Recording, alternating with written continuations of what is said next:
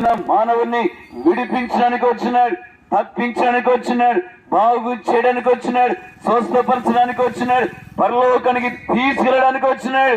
అయ్యా, ఈ సంగతి నీకు తెలియపరచబడుతుంది ఉదయ కాలము కనుక నిర్లక్ష్యంగా అలక్ష్యంగా జీవించొద్దు, ధృవీకరించొద్దు, ఏదో ఎగతాళిగా తీసుకునొద్దు.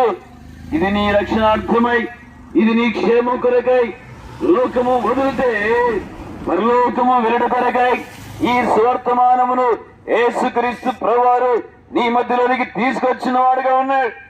ఎంత ఉన్నతమైన ప్రేమ నీడలా! లోకములో నిన్ను ఎవరు ప్రేమించకపోవచ్చు, లోకములో అందరూ నేను ధృవీకరించవచ్చు, లోక స్థితిగతుల చేత ఎన్నో విధాలుగా నువ్వు నిరాశ చెందొచ్చు. అయినప్పటికీ కూడా ప్రభు నిన్ను ప్రేమిస్తున్నాడు. ఎందుకనగా ప్రభుకు నువ్వు కావాలా? ప్రభు నీ కొరకై ఈ లోకానికి వచ్చినాడు, ప్రభు నీ కొరకై రక్తమును కాచినాడు, ప్రభు నీ కొరకై లేచినాడు, ప్రభు నీ కొరకై పరలోకముకి వెళ్ళినాడు, ప్రభు పరలోకములో స్థలము సిద్ధపరిచి ఓ అన్నా నీ కొరకై మరలా రాబోతున్నాడు.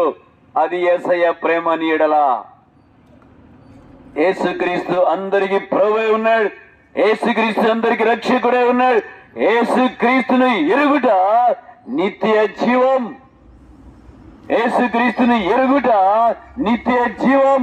పరలోకం వెళ్ళాలంటే యేసుక్రీస్తు మార్గమై ఉన్నాడు. యేసుక్రీస్తును ఎరగకపోతే అయిలారా వేరే స్థలం ఉన్నది. ఆ స్థలం పేరే నరకం, ఆ స్థలం పేరే పాతాళం. ఆ స్థలానికి ఎవరు వెళ్ళకూడదని దేవుని ఉన్నతమైన ప్రేమ కనుకనే మన కొరకై యేసుక్రీస్తు ప్రభువారు ఆ కలవరి శిలువలో రక్తమును కాచినాడు. ఆయన చనిపోయి సమాధి చేయబడి తిరిగి లేచినాడు. అంతగా నిన్ను ప్రేమించినాడు. ఇదిగా లోకంలో ప్రేమించేవారు ఎవరండి? పాపంధకారంలో జీవించే మనుషుల కొరకై ప్రాణం పెట్టేవారు ఎవరండి? రక్తము కార్చేవారు ఎవరండి? అలాంటి వారిని ప్రేమించేవారు ఎవరండి?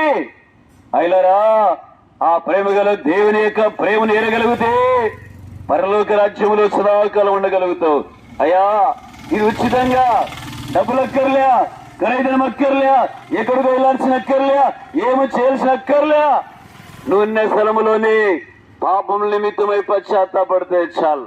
యేసు ప్రభువారు క్షమించగల దేవుడైన పాపులు క్షమించబడకపోతే, పాపములోని లోకం వదిలితే ఆ పాపములే, ఆ దుర్గంధం అనే జీవితమే నరకాన్ని తీసుకెళ్తాయి.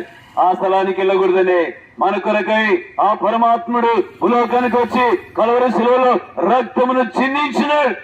ఆయన చేతుల్లో మేకులు